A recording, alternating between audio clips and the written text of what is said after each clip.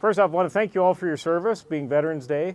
It's a day of great honor and cause for respect and for veterans of all nations and all wars. I know in the United States, Veterans Day is a much more celebratory. In any event, it's a really fitting and appropriate day to have you all out here and to dedicate this terrific new facility. So the idea for this got started in 2018 when we reacquired the land to the east of our existing campus. And it was really, we weren't sure what we were going to do with it. And our now deceased board chairman, Ferdinand von Galen, he was born in Germany before the Second World War and was 9 years old at the end of the war. His family were fairly affluent aristocrats and prominent anti-Nazis. One of his cousins was Klaus von Stauffenberg, who planted the bomb in Hitler's bunker in July 1944. And as a young boy, a reconnaissance force of the British Army, a mixed recon force from the Highland Division, occupied his family estate for 6 weeks in July of 45. And that's where he learned to drive an Allied Jeep, and there were all manner of vehicles. And when he retired out to Arizona in the early 90s, he started collecting vehicles representative of everything that he remembered seeing on the family estate in July of 1944. His collection is going to be donated by the family when we open up down here. They're all restored and running. Everybody who likes airplanes seems to like vehicles of some form or another. We had the land, we have existing relationships with our loan partners in the government.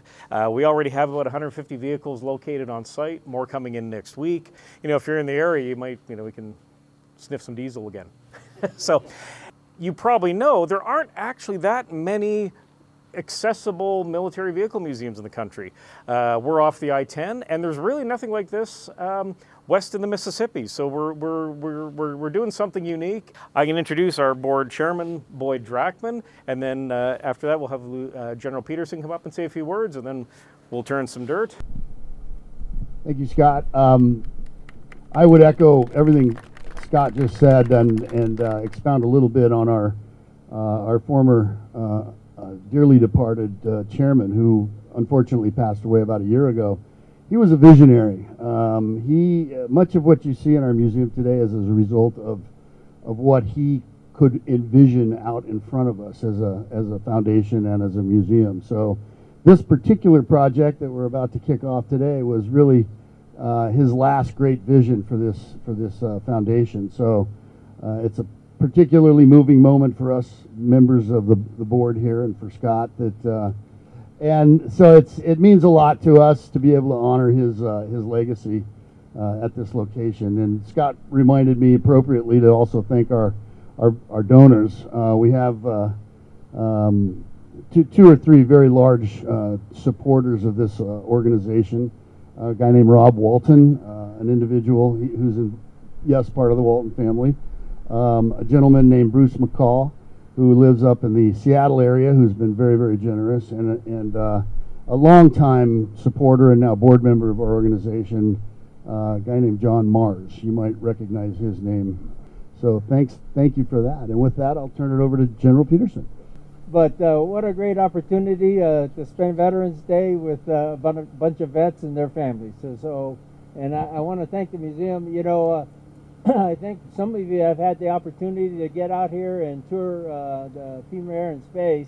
I live right up the street up here in that mountain, but I got to tell you, I've been here about 3 or 4 times, and every time I come here, I see something different.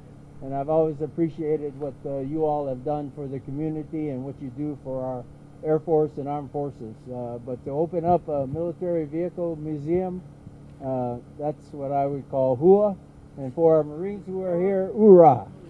So thank you very much for the opportunity to be here tonight, and God bless you all, and happy Veterans Day to everybody. All right. Yep. All right. All right, so ready? On 3, 1, 2, 3. All right. There we go. All right.